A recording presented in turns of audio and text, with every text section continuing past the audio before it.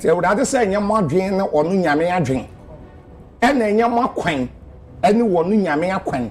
Ese se etie nyame since e betie nipa. Me gina social media ka say nyame eyi bibi kire me a. Ene age se kadan palebo mitu. Eti wodi Sonnie Badu da be no be edifo. Ah. That be me be so yenim Sonnie Badu. Eti Ghana, one of the most trending stories among people being ever interest ewo mu Professor Jena no Kwajima Ghana vice president. The health conditions and seminar I say as so for student Kumchacha na nam ho no. Ghana for na ewo interest wo mu na concern as for the prophecy also Owusu Bempah den Kumchacha by Bernard den Kumchacha by. And because of that Ghana for bo be fu adifo asase we so. Ghana for bo fu adifo no. Sonnie Badu kura so abeka asem afadifo no. Na omunsimo moka kano. Prophet Kumchacha ebusia wabema Ghana for no perfect response. Na emu no was sending message kufu.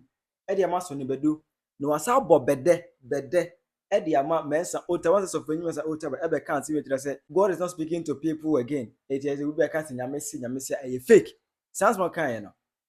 Kumchacha abe sending message to him. Hi Penyah block media. Message say any day mo. Oba like video na da woman. Oba subscribe button so na be click the notification icon for latest update. Na be chira wa bi ndaba me e wo comment section. Message so oba so. Once you video mo nya so enya bi ahwe. Enti nyina nim de etwagum from mu e wo Ghana ha. Professor Jena no Kwajima o yare no hododo. Oni Ghana ha o ama no ne a wagya yare he. Ba ne yere nsensem no asofo no edi started the enkomhye enam ne ho. Esi Ghana ha no no. Abufu o ba bia o mu tikra so Owusu Bempah e kasa do bia buofu. Ko Owusu Bempah de. Ne komhye nyina ye webewu echina webewu ene webewu. Eno nkwan wonim. Iti ne Ghana fo no bi kura no. Ebu elfu ni say the prophetic ministry ni kura no. Amount for irrespective. Na emuna Prophet Kumchacha on United Showbiz on UTV. Chire mu say Bible no kan Isaiah 55 verse 8 say yentie Nyankopon ensini nipa na de nyame pe na oka. Isaiah 55 verse 8. Zabo. Penyah. Maintain say Sofu Kumchacha prophet 1. Me spiritual prophet. Tis wa she won komo da. Ana me na madwene nkoso. Enye nipa ena obepe so obehye wo nkom. Number 1. Number 2. Oba masole a e wo malama.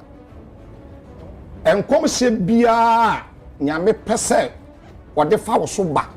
Se ye die se ye wo se ye accident. Ni nyina ye ho adwuma e wo ho. Na sabedi ya keka nyina we say me pa anka me ye say me pa ka me say Isaiah chapter 55 verse number 8. Isaiah 55 8 e would rather say nyama adwen na onu nyame adwen ena nyama kwan ene wonu nyame akwan. Isaiah 55 verse 8. Enya wo adwen ni nyame adwen o ya wade bi o wa sabio wo de honam be class ye e de honam eyemia ka mekie ni sei eyemia e no ya honam adwuma ye no enya honam ye de yo eye hon kronkron Ene ye de ye edi nyame se can you say ye ni say ya de wo nyame be kire wo no ene sese wo ye den okay And was a bekaya years back na go for this now another pare eye adwuma no. Dan pare eden hye bi ebeto edi for instance difo bi anuma be hye enkom so bi bewu no. Mem ya be chew because of that kwade ye be peke Owusu Bempah any other asofo bi e ma say e be ye funny. Sofo bi kura be so hye enkom na ontimi enko ni straight or be creative story around that. Ana Kumchacha e kire say sofo bi at that time no because of asem dan pare kan ye say wo hye enkom na ewu a be chew atum no. Antini wantimi anhye nkom anka se wonyam de kire na nipa kro na oyehufo na omfiri nyame eti me bawo pacho eti no nyame na kire se yeni sei kan sei ka fa ha and so IGP beka se yenya se wu nkomhye no ya anti bi ntie no na nyame IGP kan na nyame sesa ne plan na say IGP be kan say yenya wo nkomhye ana nyame ye den maybe say office or kan say ya antisa nkomhye ni biem eti na me ka say odifo bia o ma IGP hunhuna no no onye difo Nessa near D4 Ghana. And I said, near D4 Ghana. Na say bi hye nkom. Obi e no show income. Why? Obi e no show meba. Do to be try or the people fear. Meba. Tie. Me say Ohufo. Wada wo matie. Yetie. Kumchacha ekyere mu say ya or no that time na dan pare shares that that was shared to us for say so we be share won commission obeche no say that time na me yi e won commission kyere na and you just said this check dan pare oboni tu oku no Odifu bia Oma IGP o say medical kotu as 529 say SSC etie nyame sinse ebetie nipa that tete no ebi anye nyame yeduma me ye nche bitie mfiri so yamfa bi anhye adwum eti no sabi nyame se koka bibi meta my IGP this ade ne bai me gina social media ka say me fa me pe em koka bibi but nyame me gina social media ka say nyame eyi bibi kire me a eni age se kadan pale bo mitu It's within that 2 years now cause nyame ayi hwe ankyerɛ na ye a cause fear and panic. Nyame ayi bibi me se wo nyame yi bibi kire me a me se so ka se nyame yi bibi kire me na se wenyi ye na pese thank you wenyi okay ye na ye wo side na ade na difu aka no so nto omuso nyina no nyame ayi because IGP say na nye na me nua ba ekore ka Reverend Dr. Owusu Bempah within that 2 years o se wo nkom na nye o nua ba Sunday ekai once ade bi wo no mo do you remember? I don't remember. That is how come and then we place the police for moment na sorry Etino Reverend Owusu Bempah within that 2 years I Dr. Dampare say me and shed those fear and panic related prophecies you know Ochen command the cause fear and panic immediate hino kai you can check immediate come share a cause fear and panic there am share no but that was a release That was a directive. bibi afọ obi mu aye bi yeah share Dampare na kasakra say obey I'm just what do you mean I want so not true try mama asam to sabi medical card was say 2 years now one shenko nyame sesa na to aso teteno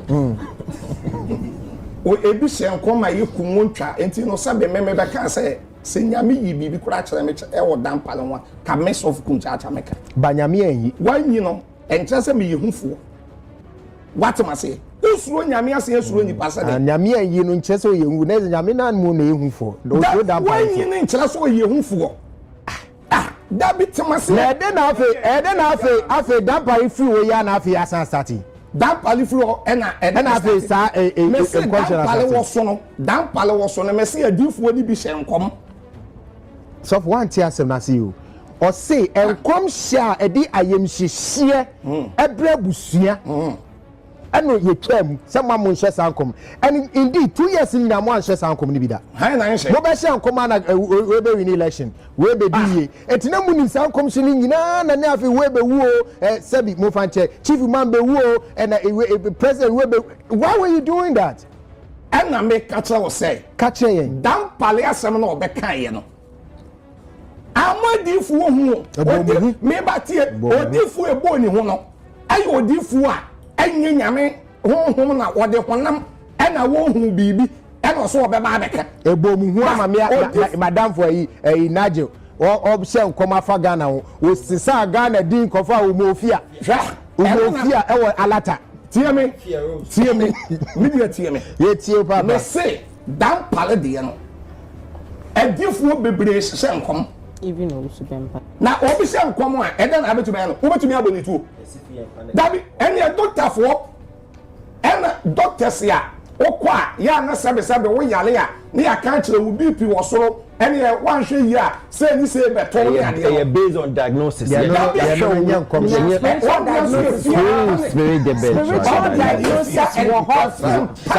yes no crown prophet be no ultimate community on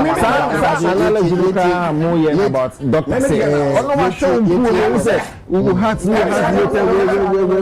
and about prophecy muntie no it's a Dampare born to go no Kumchacha ko kana no to da and kon kana no to da just say Dampare body to say pay then you kunu free we have because ɔno no onim sɛ yɛntie nyame nsini nipa nyame kasa ɛnom sɛ yɛ difoɔ they speak what God tells them and what God reveals to them nyame nyi ya ɔmo nka ɛdi sɛ nka ɔno paa na nyame yi bibi kyerɛ no sɛ ewie bewu di a sɛ nka dampa no kɔka sɛ wo bewu anka ɔbɛka akyerɛ yɛ na nka dampa no bɔ ne tuo pee na wɔwu afiri as far as na ne bibi ɔn sɛ na sɛ Sonnie Badu ɛbɛka sɛ mi sɛ ɔyɛ sɔfo ana ɔyɛ odifoɔ na da bia de ewu nkɔmhyɛ wo hu bibi na ɔbɛka we bewu a it doesn't make you know the best ɛti wɔ nimu nyam so ɔda sɛ ɛti wɔ value so saa asɛm a ɔbɛka yɛ no ɛna Kumchacha wi sɛ onim Sonnie Badu sɛ wɔn Sonnie Badu to nwom no ɔkɔyɛ program bi wɔ UK na Sonnie Badu ɛwɔ hɔ nice na biribi ɛyɛ nice ɛma Sonnie Badu kura yi Prophet Uche ɛyɛ program wɔ Ghana ha yɛ ɛma ha no no na one ground ɛba hɔ bi ɛma Sonnie Badu prophesy no obuja kwa sɛ Sonnie Badu kwa no obɛyɛ odiifoɔ da bɛyi on the platform Sonnie Badu deɛ anamɛbɔ yeah ɔsɛ wohyɛ owuo ho nkɔm a ɛma wonyɛ ɛyɛ Sonnie ana Sonnie ɛnyɛ Sonnie deɛ de Sonnie adeɛ Sonnie sɛ mabɔ ne ye Sonnie metia no mene na yɛ adwuma bebree wɔ UK ɛwɔ mini asɔfo bi afre ne Jesus abranteɛ ɛne sɔfo agyeman ɛne asɔfo bebree hɔ ne adeɛ sɛ tam na ɔto nwom in fact yɛ kɔn wɔto nwom a nyame yɛhyira ne paa ba ɛne koraa adifo adwuma na wabɛgye afa me na meka kyerɛ wabɛgye afa but wabɛgye adifo adwuma na afa but adenti na wɔno aso ɛbɛka adifo asɛm sabe me wasɔfo wuche wɔkora ɛma na sɔfo wuche yɛ program ɛma ɔba ɔkora bɛ yɛnua ba na ma magbran kora ba hɔ ɛma wɔhyɛ ne nkɔm da Sonnie Badu da bɛ na ɔbɛyɛ adifo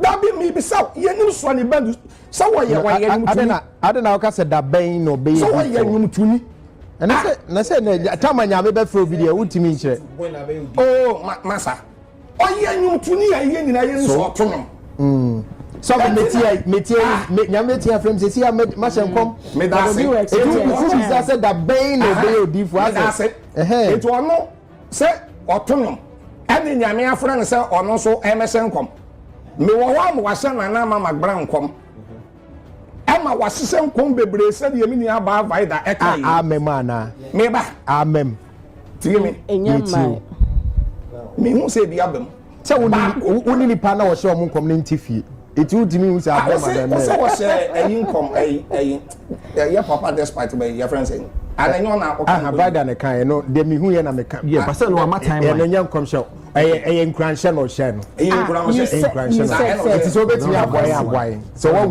what related article now you can help us with it I've checked I didn't find it the ose ɔhyɛ the GM lawyer Kennedy the story is on yeah you find it from YouTube Sonnie Badu bɛyɛ odiifoɔ da bɛ asate hyɛ nkɔm prophesy ayɛ nene deɛ ɔno no ka kyerɛ adiifoɔ sɛ obi hyɛ nkɔm ewu nkɔmhyɛ a it makes that person unpopular how Kumchacha nkasa nto aso ana wɔkyerɛ sɛ kyerɛ Sonnie Badu ayɛ no ho sɛ ɔba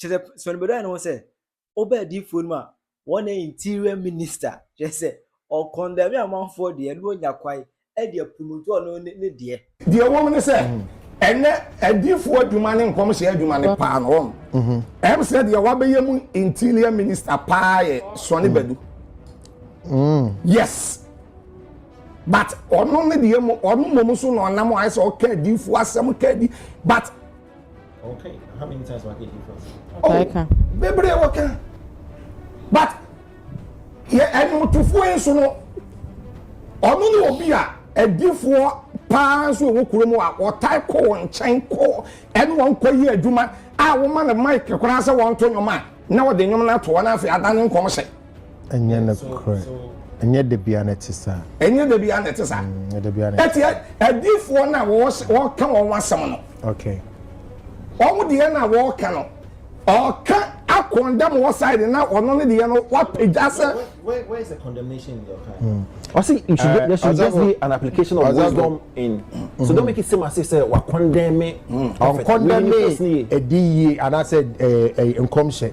So but the okan ye say ye hye nkoma aya ye hye no ne kwanso me bɔ ne tɔfa na sɛ wota anaso obi ɔhyɛ owuo hu nkɔm no ɛma wo nyɛ odifoɔ kɛseɛ nkyɛn obi me patɔ ma bi so bɔ ne tɔfa saa no patɔ ma bi so asɛm ɛnkɔm sɛ nipa na ɛhyɛ na sɛ nyame honhom na ɛbɛwura ne mu ɛma ne hyɛ nkɔm nyame de fɛ nipa so me da ase eti deɛ Sonnie Badu ɛka no ɛyɛ honam mu kasa wonam kasa ɛyɛ wonam kasa ba so ni sɛ nkɔhwɛ bi so nipa na adwen no calculation ɛbu deɛ sɛ wo kan biribi ko na ɛyɛ me dɛ adeɛ bi ewi ase yɛwɔ positive no yɛwɔ negative adeɛ bi yɛwɔ negative yɛwɔ positive biribi ani wi ase a wobɛnya ne pɛpɛpɛ wɔ asase wi so da So it means that they can Come on. all right so If you admit say or negative and or positive. wo sɛ wo kan biribi a me patɔ wo sɛ wo kan biribi a biribi a wo kan no balance no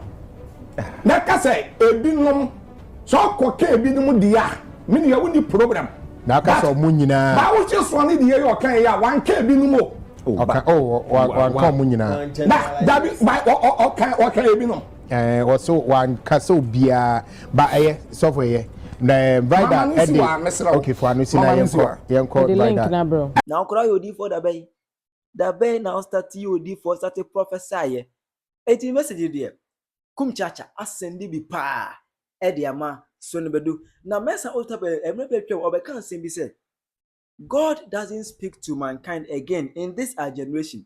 So obi beka say nyame say we see a oboa enye no kre. Now these are so-called prophet kwan about 95% of them they are false prophet. They resort to sorceries and witchcraft. Omu dia on boni ni abayi tumi na ye adwuma.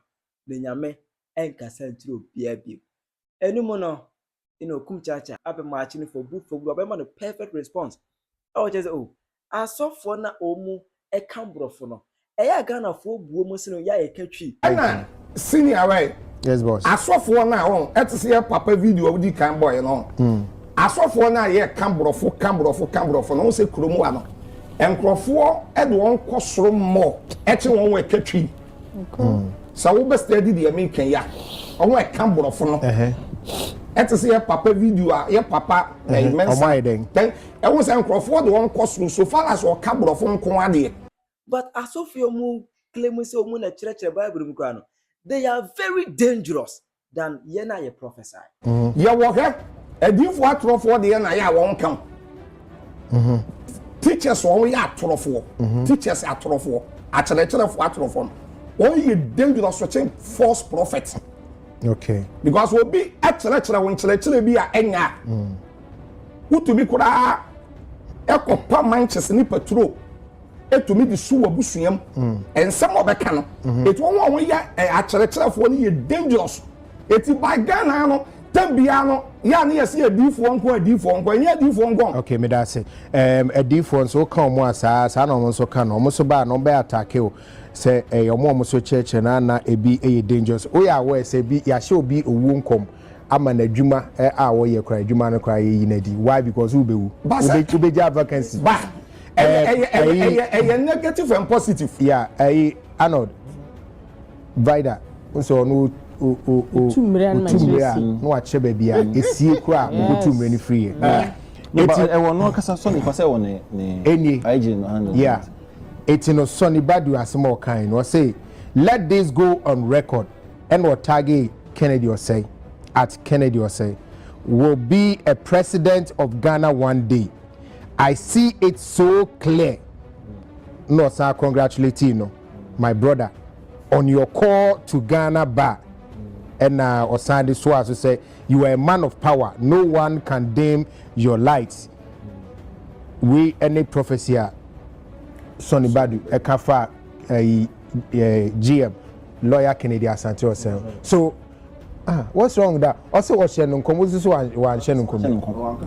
I never said that. Just Okay, me for link him, but I'm the link. Eh, Vada, why are the Nyamisha? I don't know, you see, we all want me up. Yeah, woman. Sonnie say yeah papa yeah despite about so papa be Obey president. And you can put up, you say he, who said all like the Muhammad and there was no prophecy, one cassette prophecy. Ah, me Hey, clear. I see It could be a prediction. A bit I know. so It is some dear. Kumchacha. Abeka bipa ene. It's wabe vindicate. Owusu Bempah mo edi for no. Wabe can be a woman. Now some medicine some more can. That's all they denigrate. The prophetic ministry no. Kumchacha amachi boot for boot. Chere wa dwe mame e wo comment section. Aha yi Penyah Block Media.